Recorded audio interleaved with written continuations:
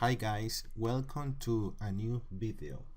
In this occasion we are going to solve the conical pendulum. The problem says a pendulum with a bob of mass m at the end of a thin wire of length L moves in a horizontal circle with constant speed v instead of moving back and forth, with the wire making a fixed angle beta with the vertical direction. This is called a conical pendulum because the suspending wire traces out a cone. Find the tension F in the wire and the period T, that is the time for one revolution of the bob. Okay guys, in this occasion the first step in order to resolve this problem is to draw a free body diagram for the pendulum. So we come to the second page here. We are gonna trace a free body diagram. This is the, for example, this red dot is the pendulum, right? I will go to draw the x-axis and the y-axis. I mean the coordinate systems, okay? In this case, this vertical axis is the y-axis and this horizontal is the x-axis. All right.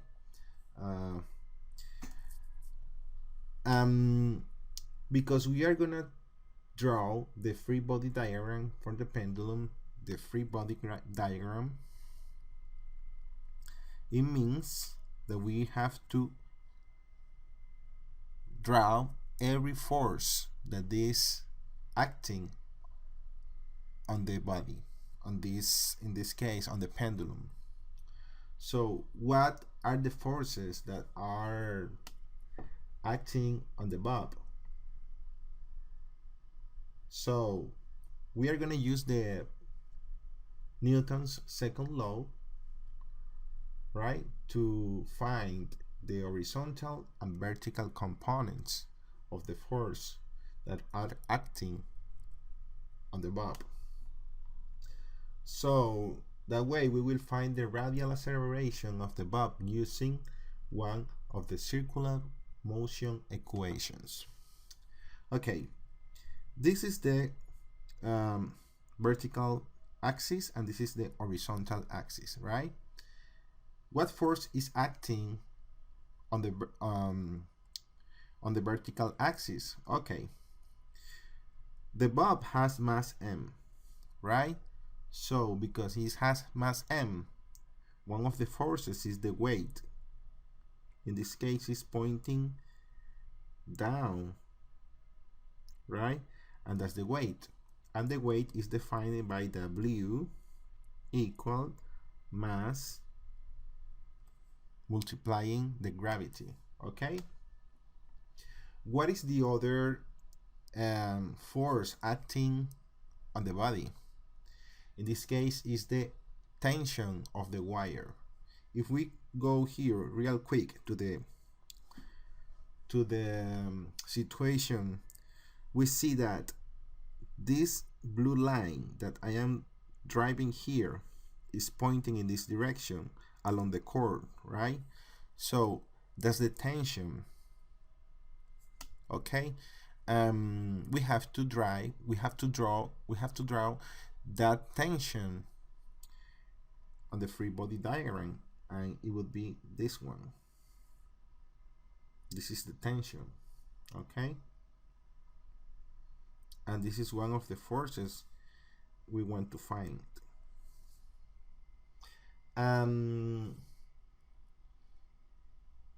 Okay, what is the angle beta? Beta is this angle, but if we trace, for example, if we trace a line here passing through the passing through the bob. So we can draw this beta here.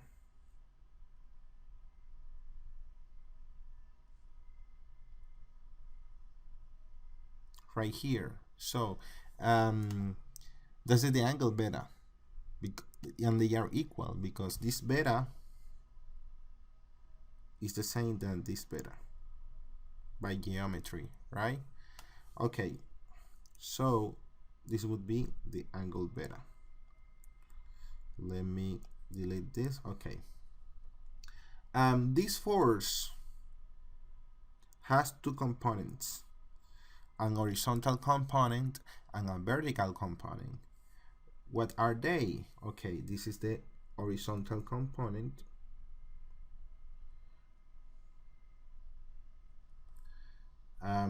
This is Fx, and this is the vertical component. Okay.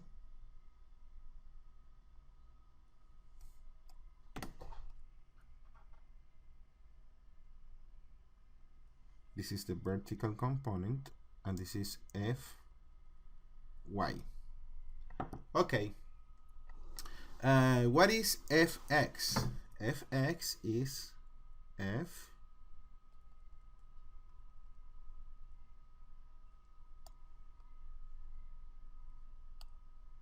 Fx is F sine of beta. Okay, and Fy is F cosine of beta. All right. Okay. So in order to keep calculating the variables that we have that we want to calculate, we apply the Newton's second law in the different components, in this case vertical component and horizontal component. Okay, we have to know that the center of the circular path is in the same horizontal plane as the bob. So the horizontal component of the tension is the force that produces the radial acceleration.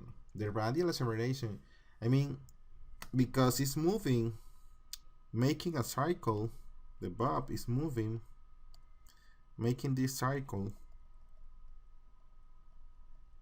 this green cycle. So in this point, at this point, we have a force at this instant of time.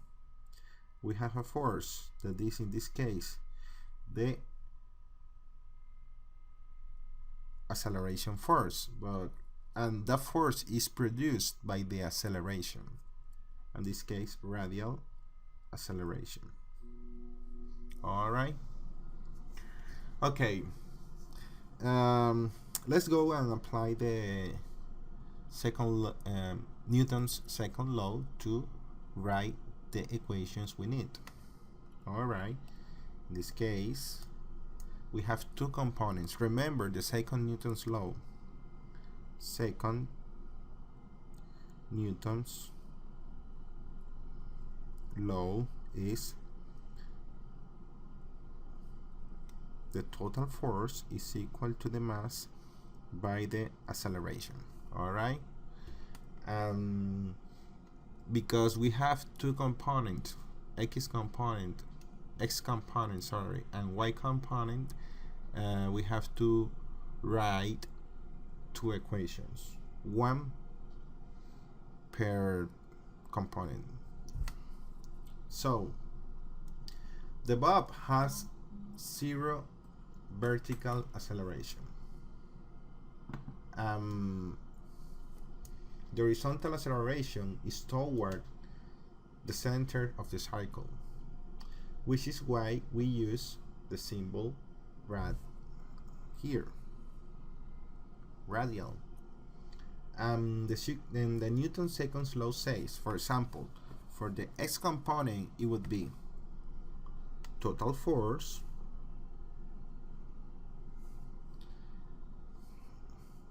equal to, okay, what forces are acting in the vertical direction, sorry, in the horizontal direction?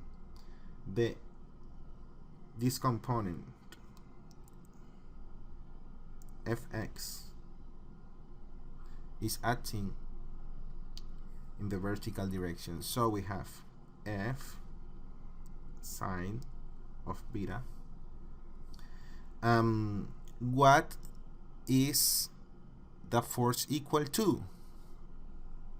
The force is equal to the mass of the bob multiplying the radial acceleration. That's by definition, guys. I'm not doing anything different, only using the definition here. Remember, force is equal to mass multiplying the acceleration, okay? So we are using the same equation. Total force is equal to the force that is acting on that direction, and that's equal to the mass multiplying the acceleration. All right. Now we write the total force, but in this case in the vertical direction. Total force in the vertical direction. What is the force acting, or what are the forces acting in the vertical direction? Okay, we have this component of the tension and the weight. Okay, this component of the tension is Fy, and Fy is this. Okay, and Fy if F cosine of beta, that is pointing upwards, minus the weight, and the weight is pointing downwards, and is mass multiplying the gravity. But we have no acceleration along this component, so this equation is equal to 0. And I will go to highlight this one too, and that's it. So those are the two equations that we have right now, and we can call these equations like equation number 1 and equation number 2. Alright, so these are two equations for the two unknowns quantities, F and beta. We don't know F, we don't know beta. The equation for example, from the equation number 2, we can clear F. Alright, so from number 2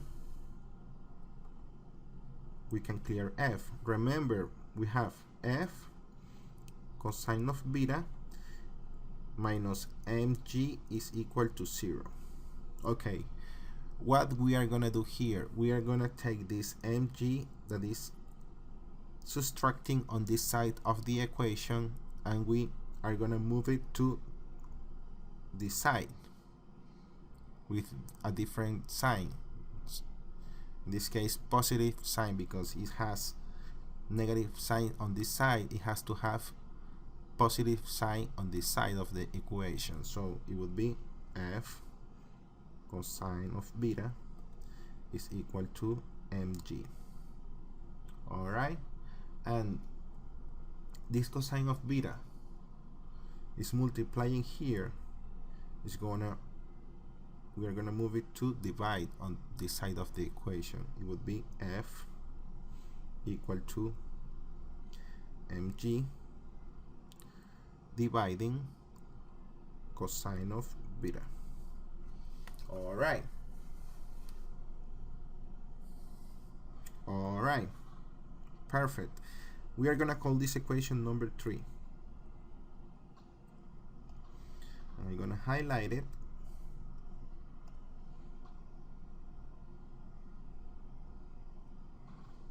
Alright. So, what is the next step? The next step is replace number 3 into number 1. Okay?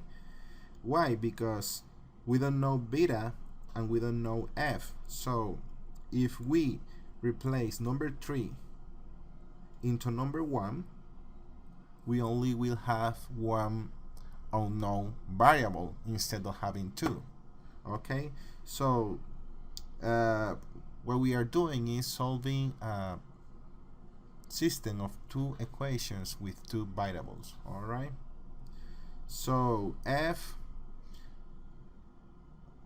when we calculated mg dividing cosine of beta is number 3, and 3, we replace 3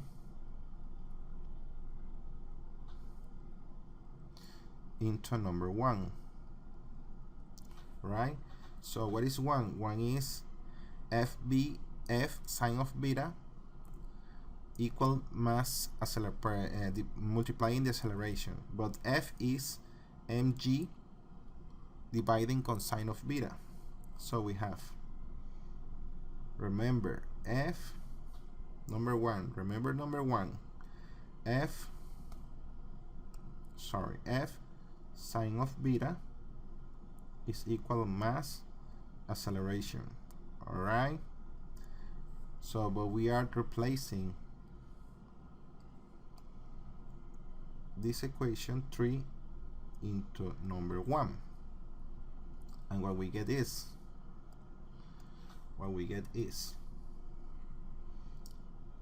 mg dividing cosine of beta is equal multiplying sine of beta is equal to mass multiplying the acceleration. We call this equation number 4. Remember that, what is this? The term that I am putting into the parentheses is the force, remember, right? Okay. This mass cancels with this mass as well, because they are the same quantity, and this is on this side of the equation and this is on the other side, so we can cancel them without any problem, and the equation is going to take this for sine of beta dividing cosine of beta is multiplying the gravity, multiplying the gravity is equal to the radial acceleration. All right, but remember, by trigonometry, trigonometry identity is tangent of beta is equal of sine of beta to dividing cosine of beta, right? So because tangent of beta is equal to sine of over cosine, we replace this on this equation, and we have that tangent of beta multiplying the gravity is equal to the radial acceleration. All right, so we have the radial acceleration here.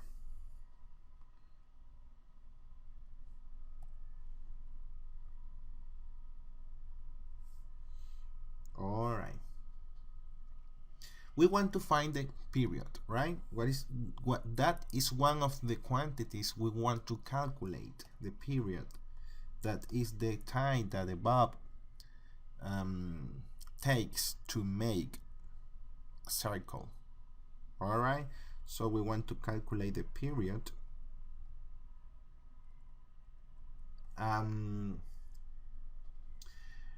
What we have here is this. We have a definition about period for the circular motion of an object. By definition, we have that the radial acceleration is equal to 4p squared radius dividing the time square. Okay, where is this formula coming from? Where is this formula coming from? Okay, this formula is coming from the study of circular motion. Circular motion. Remember that radial acceleration from the circular motion is velocity squared dividing what? Dividing the radio. All right, velocity dividing the radio. The radio is, you know, is the distance between the center and any point on the cycle. Okay, and because the velocity around the cycle is constant, by definition, you know, the distance, or in this case the velocity, is the, by definition, is distance dividing the time. All right, the distance dividing the time. So what we can do here is this: we can replace this velocity into this equation. I am making a little explanation about the radial acceleration, right, to understand where this formula is coming from. The formula that I'm gonna put in a square, this formula. Okay, so all this is to understand where that formula is coming from, the formula of the radial acceleration. Okay, we said that radial acceleration is equal to, for a motion, for a particle moving around a cycle in circular motion with constant speed, is v squared dividing the radio. The radio is the distance, you know.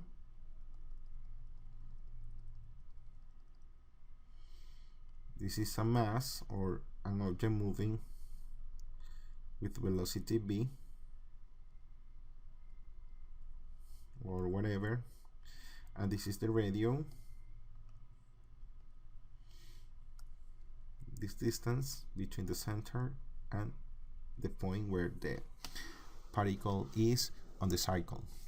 And we said that this velocity, because that velocity is constant, this velocity is distance dividing the time.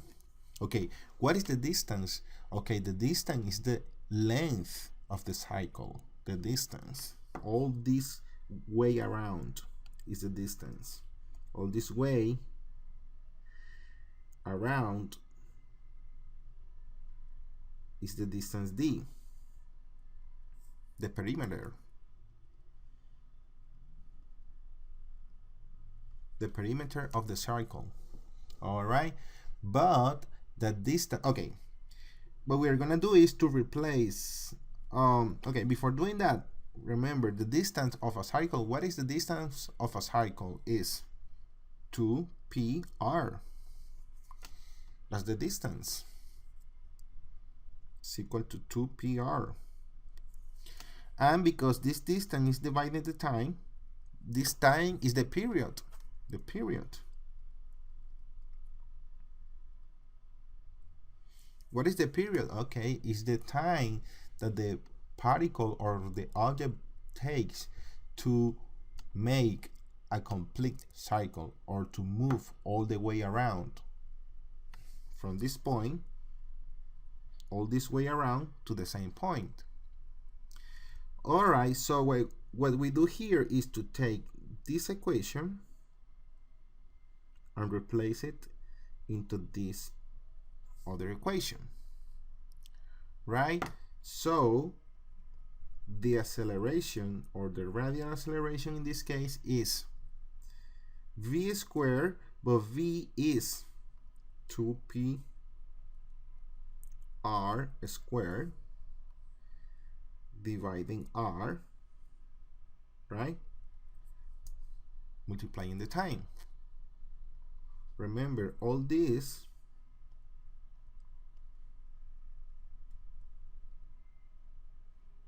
part that I am highlighting, let me highlight this again. All this part that I am highlighting is the velocity, is this velocity. Alright, is this velocity. So the equation takes this form.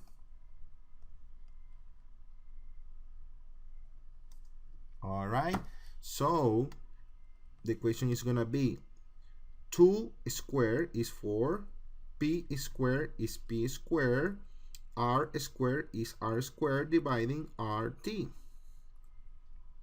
But one of the r's is canceling with this one on the bottom, so the equation is going to take this form: 4p squared r dividing the time. The time is the period, right? And what is this? Okay, all right, I forgot to put the square, because b is b squared. I have to use the square on the period too, so it's like this. And if we go back to this page, look at this equation.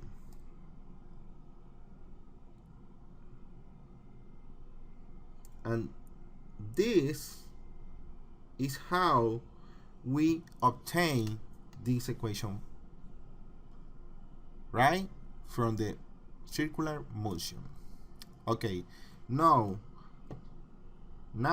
that we know where this equation is coming from, we come back here to the page where we were, and we know that the radial acceleration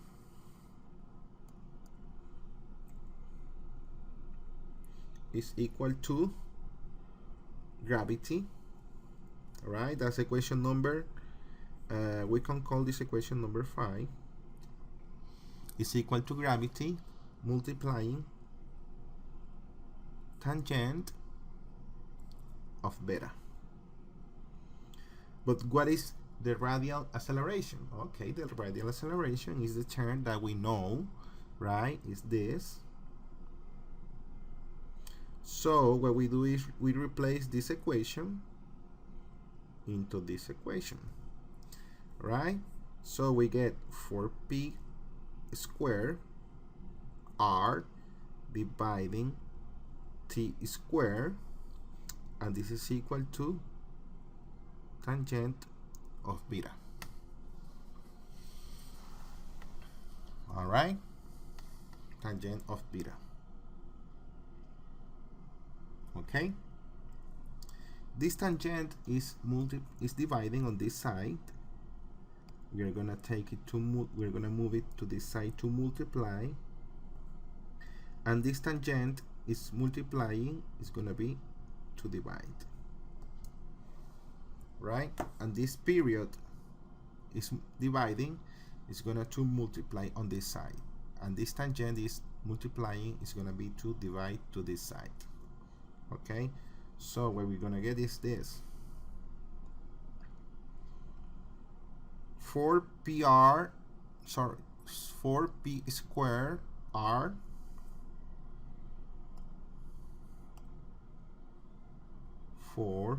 p squared r dividing what?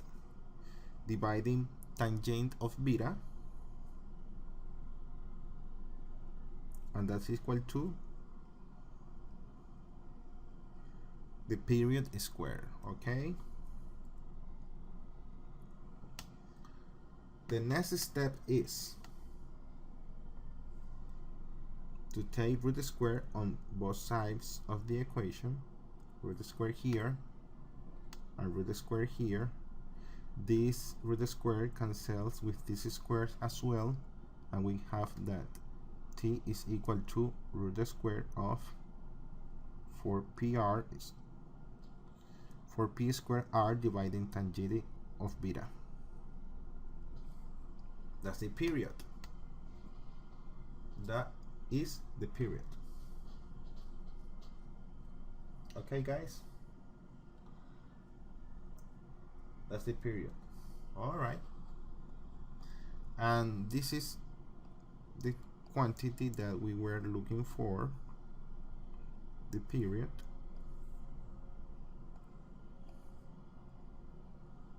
I'm sorry, I want to highlight this. This is the period.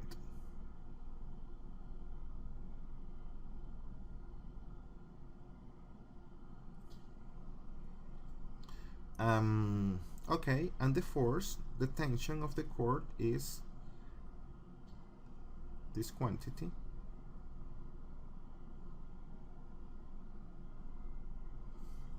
Okay, so we have that the force or the tension in the wire is mg dividing cosine of beta.